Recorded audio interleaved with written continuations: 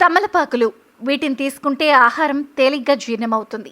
రాత్రిపూట తమలపాకులను బాగా కడిగి ఆ తర్వాత వాటిని నీటిలో నానబెట్టి ఆ నీటిని తాగడం వల్ల చాలా మేలు జరుగుతుంది. తమలపాకుకు ఇతర ప్రయోజనాలేంటో వీడియోలో చూద్దాం.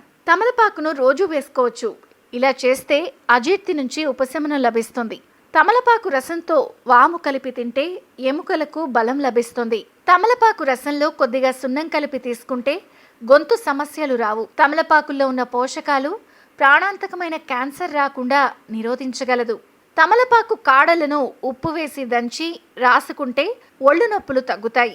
తలనొప్పి, చిగుళ్ల నొప్పి, కీళ్ల నొప్పులకు తమలపాకు వాడితే ఉపశమనం లభిస్తుంది. తమలపాకు, వక్క కలిపి తింటే దగ్గు, ఆస్తమా తగ్గుతాయి.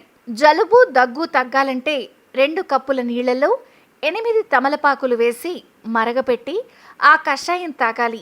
ఐరన్, కాల్షియం ఉండటం వల్ల పాలిచ్చే తల్లులకు తమలపాకులు మేలు చేస్తాయి.